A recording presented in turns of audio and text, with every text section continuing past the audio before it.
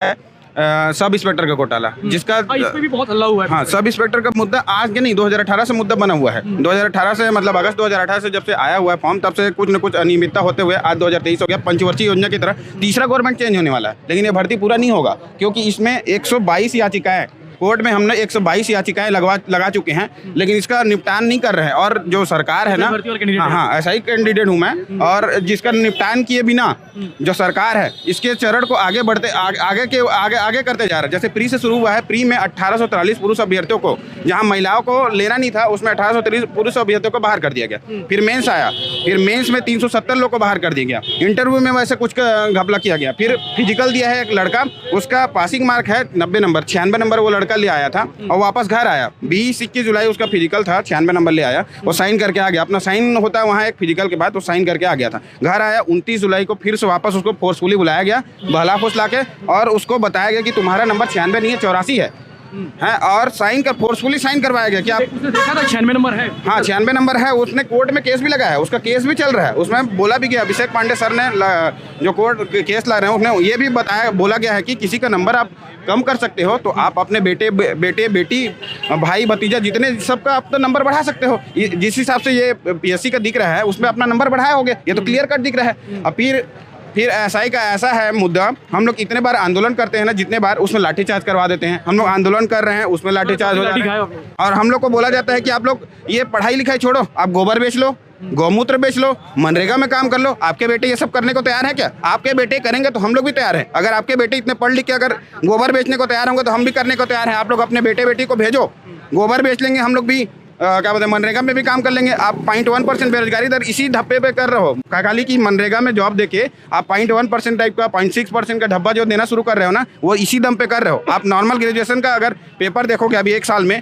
सिर्फ 200 या 250 पोस्ट निकल रहा है। इस 4-5 साल में 42,000 का भी जो ढिंडोरा पीटे हैं वो भी गलत। 5 लाख जॉब दिए हैं बोल के बोर्ड लगा हुआ है। फिर आप 5 लाख का बात करते हो, कभी 42,000 का बात करते हो। मतलब हम लोग जो यहाँ दिख रहे हैं हम लोग क्या है, बेरोजगार नहीं है। युवा भेंट मुलाकात में नहीं की बोले आप लोग, मौका मिला वहाँ तो सेट मुलाकात रहता है। सर वो कोई भेंट मुलाकात नहीं है, सेट मुलाकात है। आप वीडियो भी देखोगे वायरल कैसे, किसी पहले से क्वेश्चन डिसाइड रहता है कि आपको इस क्वेश्चन को पूछना है, इसका आंसर ये होगा और ऐसा बोला जाएगा। हमारे लोग भी गए थे, उसमें हम लोग जो कुछ पूछना चाह रहे थे कि एसआई का जो केस है उसके बिना आप केस को कैसे आगे बढ़ाएं, वो अचानक अपने मन से कुछ बोल दे रहे हैं कि इस भर्ती को जल्दी पूरा कराएं। हम लोग जब जल्दी करने की कोशिश कर रहे थे, आंदोलन करने के थे, मार पीट रहे हो। अब जब हम लोग बोल रहे हैं कि इस केस को निपटने दो, तब आप रिजल्ट निकालना, तब नहीं, तब जबरदस्ती जल्दी करना है क्योंकि आपका गवर्नमेंट जाने वाला है।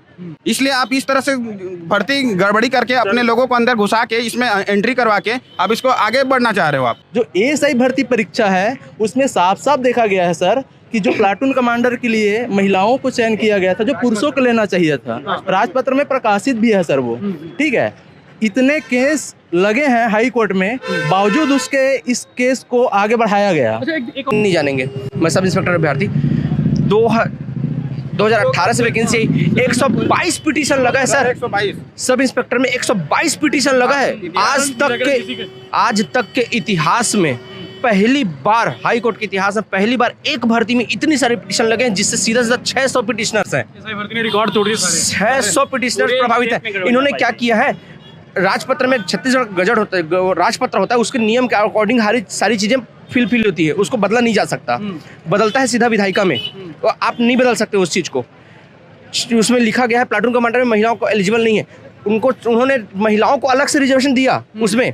और प्रीलिम्स एग्जाम में 1800-1900 स्टूडेंट सीधे लड़कों को बाहर कर दिया। और मेंस के एग्जाम में, जैसे मैंने मेंस का एग्जाम दिलाया है, उसमें 400 लड़कों को सीधा उन्होंने बाहर कर दिया। सर हम लोग सब लोग अच्छे नंबर लाए हैं, सब में से सब लोगों ने अच्छे नंबर लाए हैं, उन्हें सीधा बाहर कर दिया। मतलब आप कंपटीशन में ही नहीं हो इतने अच्छे नंबर आने के बाद भी। अरे भाई, आप विभाग की गलती है, आपकी विभाग की गलती, उस विभाग की गलती को सुधार दो। कितना सिंपल हो सकता है, कितना मुश्किल हो सकता है आपके लिए उस गलती को सुधारना। अच्छा, आप लोग बात करते होंगे समाधान पे जाइए, तो फिर क्या कुछ रिएक्शन आता है? समाधान सिर्फ एक है सर, प्रीलिम्स का आंसर को रिवाइज करेंगे, जितने लड़के लोग बाहर हुए उनको अंदर लेंगे और मेंस का एग्जाम फिर से करेंगे, तभी इसका सॉल्यूशन निकलेगा।